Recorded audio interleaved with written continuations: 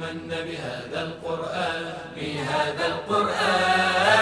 نبعنا عذبا للإيمان يسري سعدا في الأكوان نبعنا عذبا للإيمان يسري سعدا في الأكوان يبقى نورا في الأزمان وسلاما لهنا الإنسان شكرا للمولى الرحمن إذ من بهذا القرآن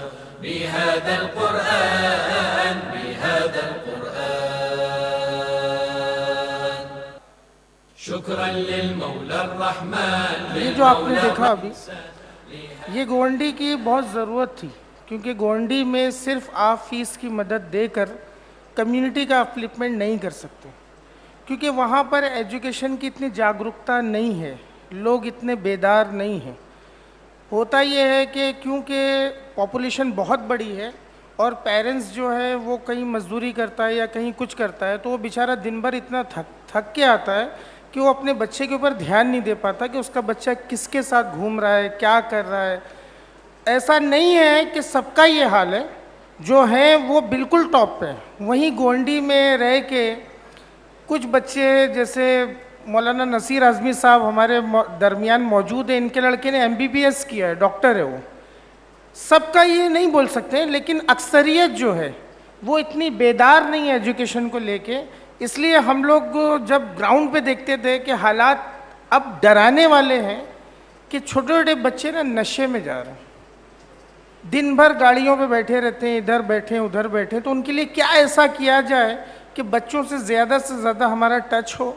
और इसी सिलसिले से हम लोग वहाँ पर जगह देख रहे थे। गोंडी एरिया में बहुत बड़े बड़े मकान या जगह नहीं होती है, जिस वजह से हम लोग परेशान थे कि कहाँ ऐसा क्लासरूम लें कि जहाँ पर अपनी ये एक्टिविटीज़ हो जाए। तो उसमें ये बात अंजुमन हैदरी हल्लौर के जो ये प्रेसिडेंट हैं जनाब समीर रिजवी साहब, इनको जब पता चला तो इन्हीं ने बोला कि मैं ट्राई करता हूँ कि हमारी टेरेस खाली पड़ी है। और ये एक बड़ा इनिशिएटिव था, क्योंकि मस्जिद या इमाम बाड़े ज़्यादातर अज़ादारी महफ़िल और नमाज के लिए यूज़ होते हैं। मॉडर्न एजुकेशन के लिए जो इन्हीं ने इनिशिएटिव लिया, ये वाक़ई काबिल तारीफ़ है कि ये इल्म की अहमियत को समझ के इन्हीं ने हमको वो जगह दी।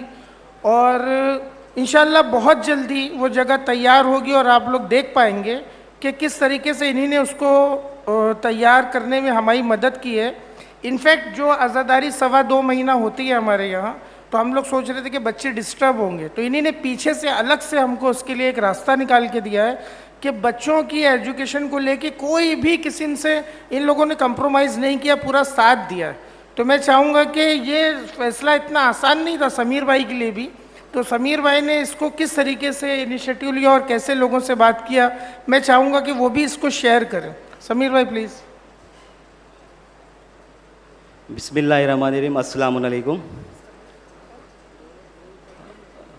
कहना ये था कि मैं कम बात करके और ज़्यादा बातें आप लोग तक पहुंचाना चाहता हूं कि जब अनफाल फाउंडेशन वहां जगह ढूंढ रही थी, तो मेरा बचपन से एक ड्रीम था कि हमेशा देखा कि स्टडी के लिए वहाँ के बच्चों को बहुत प्रॉब्लम होता है, क्योंकि गोवंडी एरिया ज़्यादातर लोग यहाँ पे वाकिफ़ है कि वो पढ़ना तो चाहते हैं मगर उनको जगह की बहुत दिक्कत होती है। तो टेरिस हमारी खाली थी, वहाँ ताज़िया साल में एक बार बनती थी, तो उनसे भी बात हुई। मैंने रिजवान भाई से कहा कि वेलकम, आप आइए, यहाँ पे हम लोग ये एजुकेशन का काम शुरू करते हैं। मगर कहीं ना कहीं थोड़ा मैं डरा हुआ था, क्योंकि वो अंजुमन की प्रॉपर्टी थी।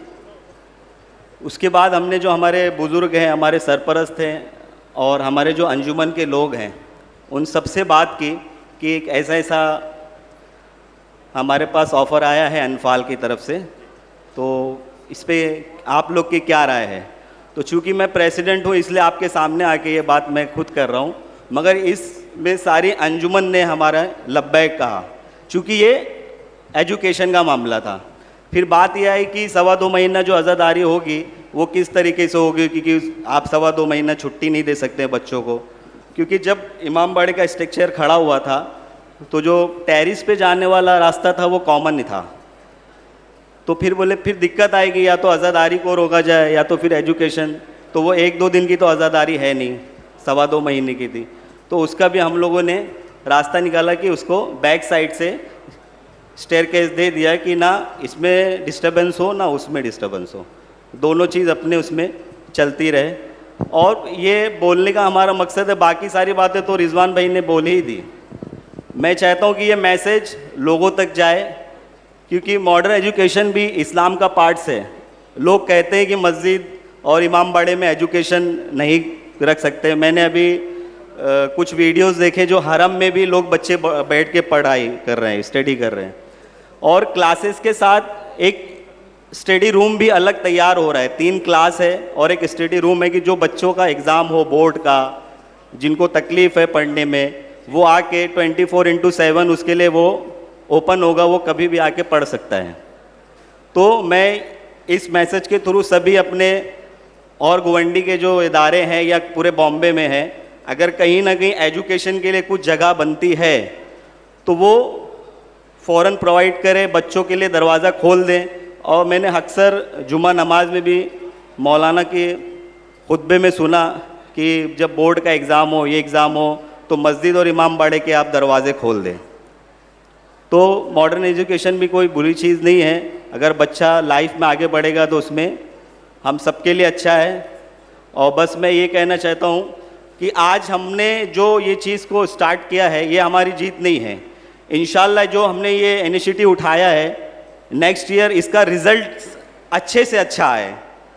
फिर आप यहाँ पे आके बोलने में भी रिजवान भाई होंगे कि हमको सक्सेस मिले। जो बच्चों ने आज एडमिशन ली है वो नेक्स्ट ईयर हम आके बताएं कि 70% 80% उनका रिज़ल्ट आया है, तो ये और हम लोगों के लिए गर्व की बात होगी। बस और मैं सबसे ये करूँगा कि जो हम लोगों ने कदम उठाए अनफाल और अंजुमन हैदरिया ने मिल के, अल्लाह इसके हमारा साथ दे और इसमें हम सक्सेस रहें। वालेकुम अस्सलाम।